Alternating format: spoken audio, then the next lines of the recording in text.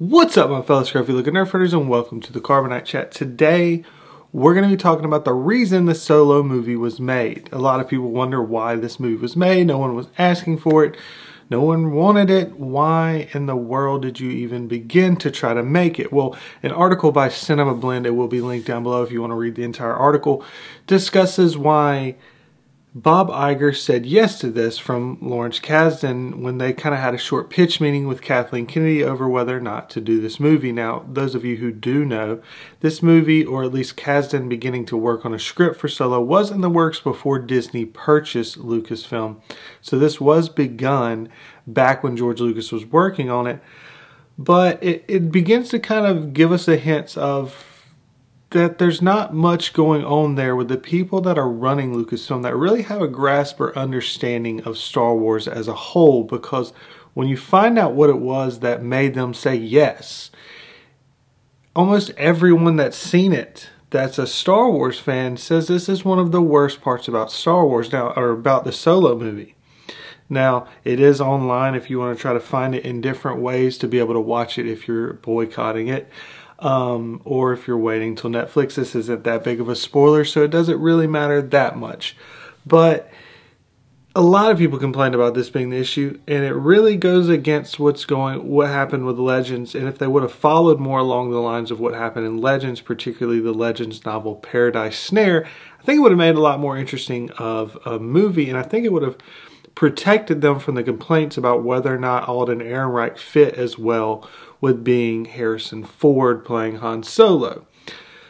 Because it starts out, and the moment is when Han is in what they refer to as the immigration center, and in the movie he's talking to the Imperial about trying to join the Empire. And he asks him his name, and he says, the name's Han, and he says, what's your last name? And Han says, I don't have people.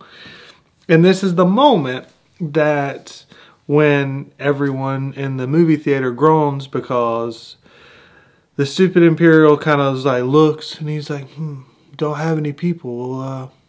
We'll call you Solo.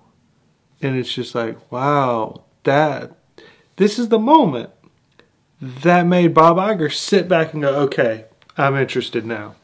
Because this is supposed to be something emotional, is what the article says, that this is, that in Kasdan and them's mind, this is the big selling point. That we're learning how he got his last name. Because that's what we wanted to know. We wanted to know that the Empire gave Han Solo the name Solo, and that's something that he stuck with and went along with. Flip this with what happened in Legends, where his name is actually Han Solo. He didn't know his last name. He had to actually work to find his last name, and that's kind of the beginning of the novel in some ways, is that he's actually working for someone that, for the purposes of this, if you've seen the movie, is kind of similar to Lady Proxima, where it's Gareth Shrike is the name of the character, and he's working for him. And as a child, he grows up and he's like a pickpocket and a beggar to try to make money to be able to give to Gareth Shrike so that he's able to have a place to live. Very similar to Lady Proxima. They got that, relatively along the lines of what happened. But as he begins to grow up, he's wanting to know about who he is. And he's very close friends with a Wookiee. And this Wookiee ends up trying to get some information for him to find out who he is, because she feels bad for him and wants to be able to help him. And he finds out that he's a Solo. And so while he's out trying to pickpocket and, steal and beg for money, he ends up going and trying to search some of the libraries to find the information about what where he comes from. And in doing so, he finds out that the Solos, and that it's actually royalty. And that he actually comes from a royal line, and although some of them are kind of villainous and kind of infamous for some things that they have done, which he actually even kind of likes, but he finds out that there may be relatives to him. And he goes to try to find out where they're at, to try to meet with them. Maybe they'll take him in, especially if they're a wealthy family. And it's kind of this story of him trying to figure that out and find it out. And he goes, and it doesn't really work out that well for him. And he finds a close relative, but not his actually family, at the very beginning of all of this. And it goes wrong. And this would have been a perfect time to get an actor that'd be a lot younger. Instead of going for like, you know, the older actor like Alden Ehrenreich, you could have gone for a much younger actor that would have taken off some of this kind of comparison between Harrison Ford and A New Hope and Alden Ehrenreich in Solo, because there's only a 10-year difference. And in this movie, that's one of the things I actually complained about the worst part of the movie. It just doesn't work because he's the person that is the character arc of Harrison Ford in A New Hope for Han Solo. He's the scoundrel that becomes the good guy. You know, but then we see in Solo the whole time he's just a good guy the entire time, despite what Kira tries to say. And so it would have done a lot better when he's just a young kid that's hasn't quite had completely turned. He's still got some good in him. You know, he still cares about a few people, but ultimately he's trying to find his place in the world. He's trying to find out who he is. So we're learning as he's learning. Now, ultimately, the movie should have never been made to begin with. But see, this is something that as Star Wars fans, if they would have understood any of this at all, they would understand, one, you do not do this line, which is why it's almost universally panned. Clearly, the only person that even thought it was a good idea is Lawrence Kasdan and Bob Iger. Because you don't hear any reviews of anybody sitting there talking about like, oh no, that was the best part of the movie. Almost everyone's like, yeah, that was eye-rolling. That was awful. Also, it doesn't fit that Han Solo, the scoundrel, the rebel that runs away from the Empire and is fleeing them, is going to spend his whole life using a name that was given to him by the Empire. But they're trying to make this emotional thing of like he has no people.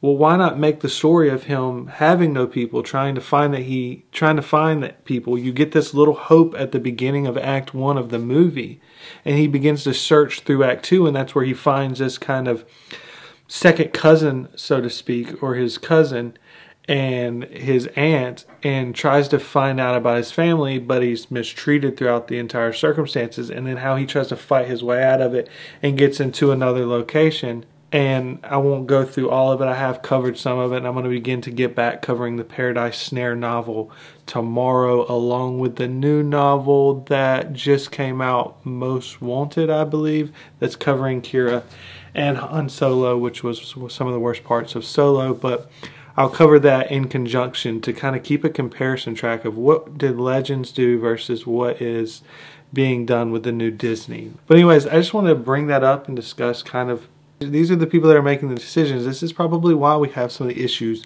that we have had so far. We don't have a Feige that understands what is the desire or hope for Star Wars fans. And that's why a lot of people said Dave Filoni needs to be the one. Or even, you know, I think that creating a story team, not like they have, because as I've reviewed before, their story team is awful, but having a story team of some of these legend writers that are really talented, like Timothy Zahn, James Luceno. There's a long list that you can just add on. I'm sure plenty of people will comment down below some of their favorite authors from Legends. There's many of them, but you could put them together, and these are the people that wrote for Star Wars because they loved it and they understand Star Wars. And you get to pick people that fans have enjoyed, pick novels that people like. So you can see, oh, okay, the fan base liked this novel.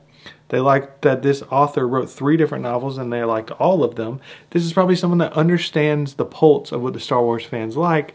Let's bring them in as a consultant. Hey, is this a good pitch idea? No, that would be absolutely terrible. Here's a better idea of what you could do. See what these novels did right here? Let's kind of take with this and build this story out here. If you wanted to build a trilogy with Solo, which they're clearly trying to do, you could build that out about him finding his name, trying to get away, realizing he is someone of something, and deciding that he wants to get out from Corellia and begin to try to go and do something on his own. You know, something along those lines. And you could have picked a much younger actor that could have been really good, that would have given them time to not be so compared. Pick someone that's like 16, 17, 18 that could be playing like a 14 or 15-year-old. And then you've got a 15-year age gap between Han Solo and A New Hope and this Han Solo here.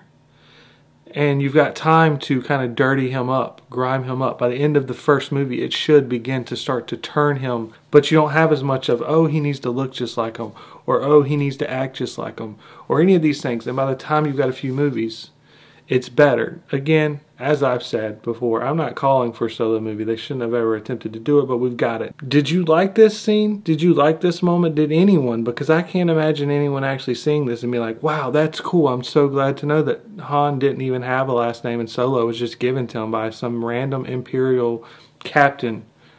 Does anyone actually like that? But anyways, I look forward to hearing your thoughts down below and discussing them with you. And as always, thank you very much for watching. And never forget, you Nerf herders, I love you.